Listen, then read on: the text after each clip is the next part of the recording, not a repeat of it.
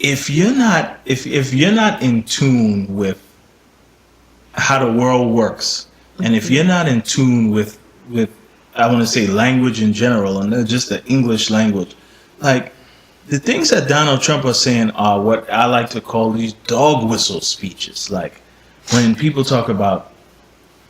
talks about the black community, it's being torn apart by violence, and you get killed when you're walking down the street, and it's terrible. And I'm like, you know, really? and there's probably somebody out there going like, yeah, and I'm like, is that like a, you know, like Ruby always talks about a backhanded comment? Like, are you talking about the nature of our neighborhoods and our streets, but at the same time you just really just saying this to just put us down? Like, it's clear cut and obvious, but to the masses, I think he's saying stuff that was said behind closed doors. He's saying it out loud.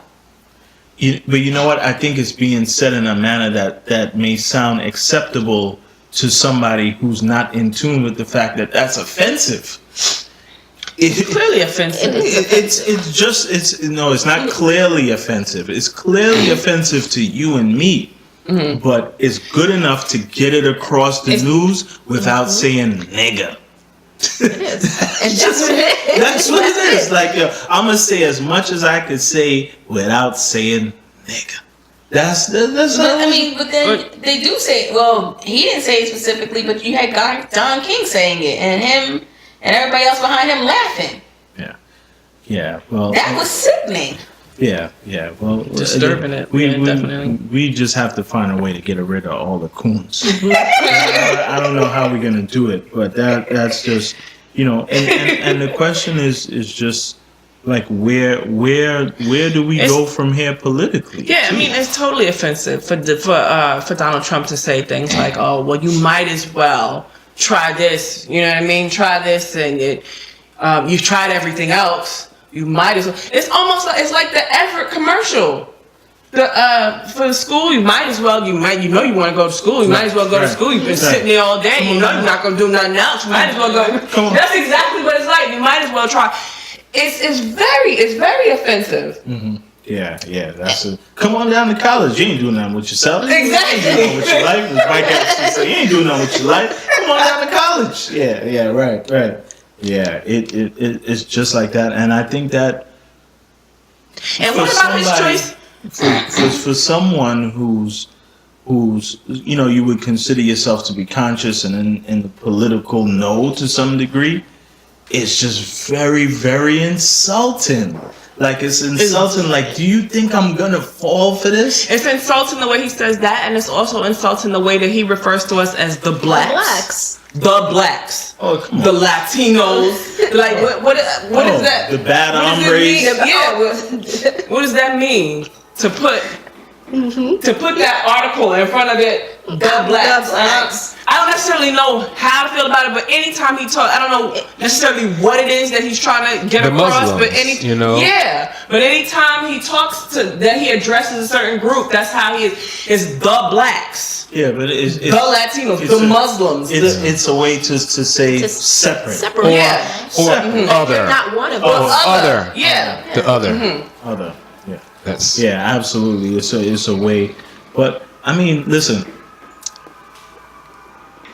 And watching the 13th, right? And just kind of trying to be more in tune with media right now. I haven't realized how many images started off as just being offensive and have just become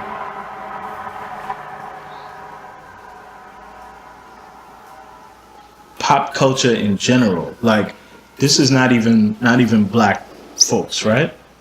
Rubia pointed out something to me, and it just took me a split second to be like, yeah, that shit had to be offensive.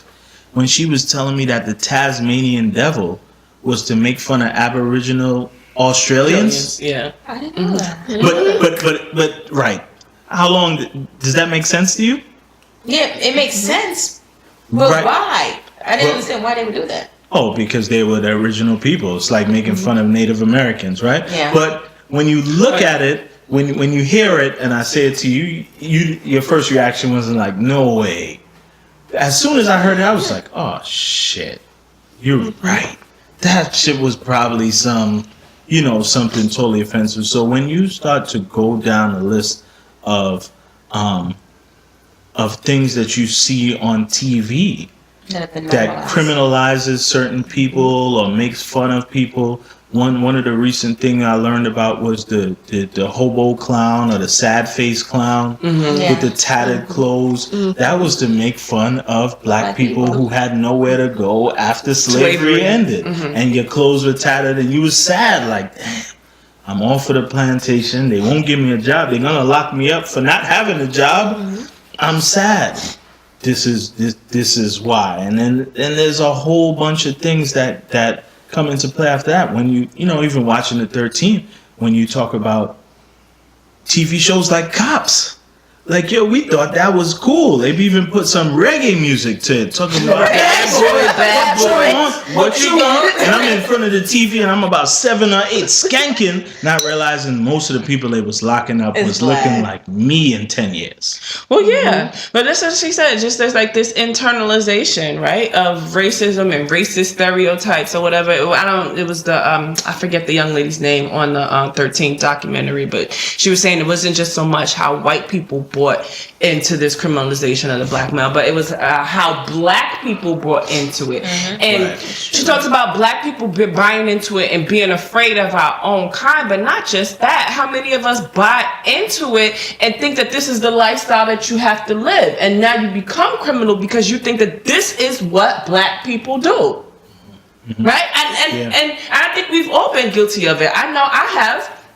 If I'm walking in this at night and I'm walking amongst a group of black males, there have been several times where I've clutched my purse, and it almost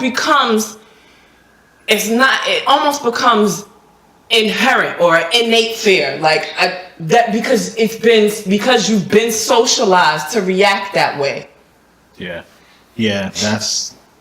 that's one of those things. And when the white guy on the train could be pickpocketing you, you're not thinking anything about it at all. Yeah, it's totally sad. And when you think about this, there's a statement that floats around that I think it was Mark Cuban who came out with it, and he said, when he sees a African American man with a hoodie, he might cross the street. He was like, oh, but if I see a white guy with tattoos all over his head, with a bald head, I would cross the street too. Well, news from Mark Cuban. They even protecting those guys too. Because did you see in the news the other day, the judge allowed the skinhead to put makeup on his head? His head. Right, I think I read that. Yeah. I think I read that. Because the one thing you cannot erase is your blackness. Yeah, you can't. There's no way to erase that. So it doesn't matter, and this is why I'm coming to terms now with why there's a problem with people dibbling and dabbling in our culture. Because you want to take our music, you want to be black when it's convenient, as long as it's convenient be black for you. When it's convenient, but when it's time when it's time to be black, when it's just like black people on the right, white people on the left. You can look at the Kardashians. That's typical. They date out men. They won't say nothing. These black men are getting gunned down left and right. They won't say nothing about it, but will sit up there and sleep with a black man with the quickness. I think Kim made a little statement about her having black children. Just, publicity. She had to. In the midst of everything that's going on. Yeah. It was her best, it would behoove her to make a statement. But, Yeah, it's,